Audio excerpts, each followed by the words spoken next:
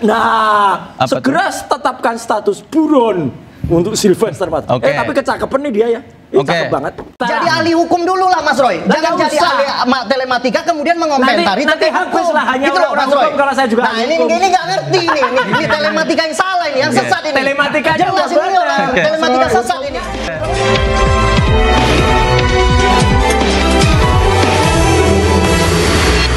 Profitnya. Gugatan. Tapi yang jelas pendapatnya Prof Mahfud MD mengatakan belum daluarsa. Nah itu dia nggak ngerti. Dia bukan tata negara. Jangan diaduk-aduk bos. Aduh. Ini dia. Bang Davi. Ini dia. Nah ini kita bisa baca bersama ya. Aruki menggugat yang namanya kejaksaan. Dan ini jelas. Ini perkaranya apa? Jelas. Maksudnya apa? Apa ini? Terkait eksekusi Sylvester. Ini yang digugat. Yang diajukan Prapit itu oleh Aruki itu, Aliansi Rakyat untuk Keadilan dan Kesejahteraan Indonesia atau Aruki. Nah, di situ mengadilinya apa? Menolak permohonan pemohon pra peradilan untuk seluruhnya, jelas. Sylvester nggak perlu lagi dieksekusi. Orang nggak bisa kok.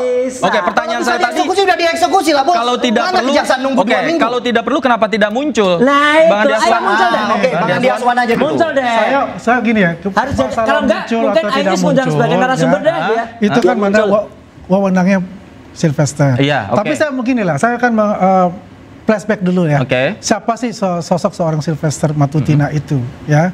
Sebagai sahabat saya dalam perjuangan ya sejak 2014 itu ya. Jadi dalam kondisi pada 2017 itu kita jelas ini bukan kasus yang namanya kasus korupsi. Tapi ini adalah kasusnya adalah kasus yang berhubungan dengan politik. Pada saat itu 2017 pertarungan dalam Pilgub antara Anies Baswedan dengan Ahok pada saat itu ya. Saya ilustrasikan dulu, saya ceritakan dulu kejadian sebenarnya seperti apa. Pada saat itu ya terjadi memang yang namanya demonstrasi. Sylvester nggak terlibat di sana. Nggak diputus. Tapi kemudian dia diminta untuk menyumbangkan makanan dan sebagainya. Akhirnya dia datang di sana. Akhirnya datang di sana dan terjadi itu. Beraroma politik. Ya beraroma politik. Penetapan tersangka terhadap Sylvester beraroma politik menurut Anda. Ditahan di sini Bapak-bapak. Kita akan kembali usai jeda. Tetaplah di Interupsi.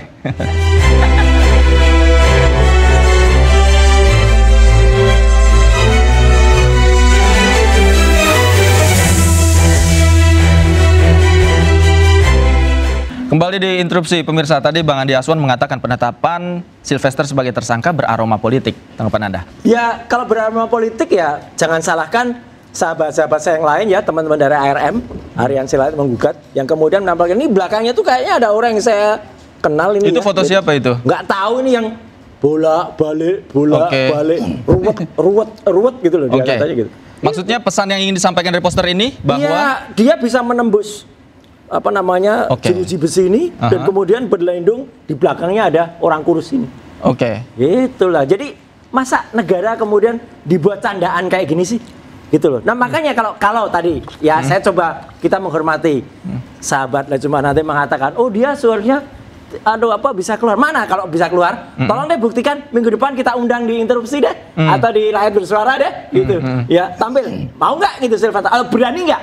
Kalau berani tampil kita juga undang lah teman-teman kejaksaan itu ada yang dicari. Karena kalau enggak gini, kalau enggak segera tetapkan status buron untuk Sylvester Matutina. Tapi kecakapan nih dia ya. Cakep banget. Baik.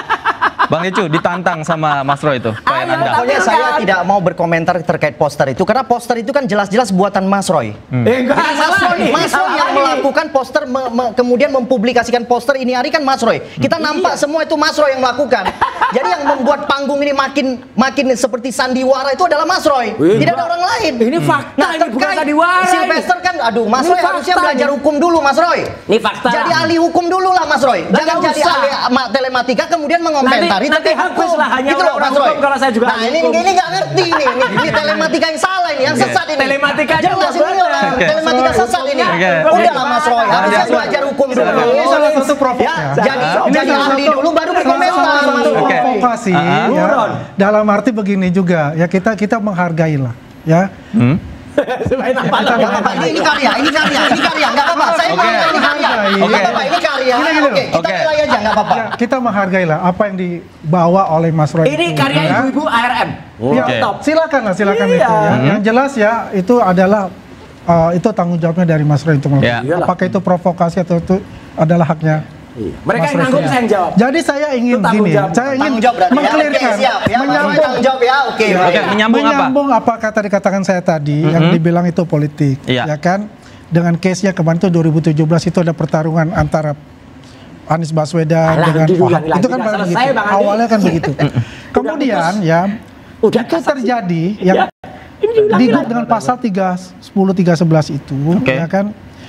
Yang itu kan delik aduannya. Yang harus mengadu itu adalah Pak JK sendiri sebetulnya. Tapi ada orang lain ya yang mengadukan itu. Keluarga Pak JK yang. Ya, keluarga Pak JK yang mengadukan itu. Ya itu dari situ aja kan sudah menurut kita ya itu kan sudah sesuatu yang janggal terjadi. Kekeliruan hakim itu sebenarnya. Itu bisa jadi kekeliruan hakim.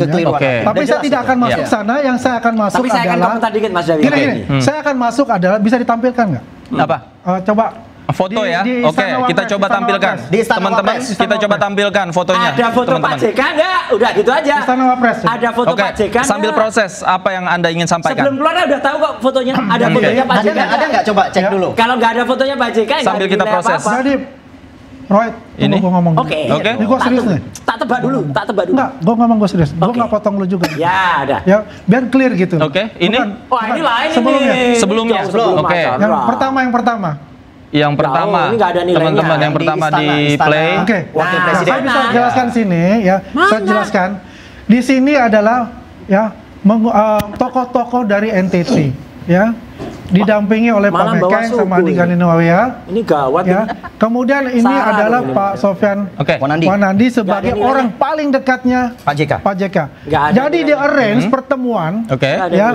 Karena keinginan dari Sylvester itu untuk meminta maaf secara adat, adat NTT, ya, maka dia meminta tokoh-tokoh. Tapi maksud saya begini, foto ini tidak menjelaskan bahwa benar-benar bertemu dan meminta maaf. Saya mesti jelaskan dulu, David. Tunggu sebentar, David.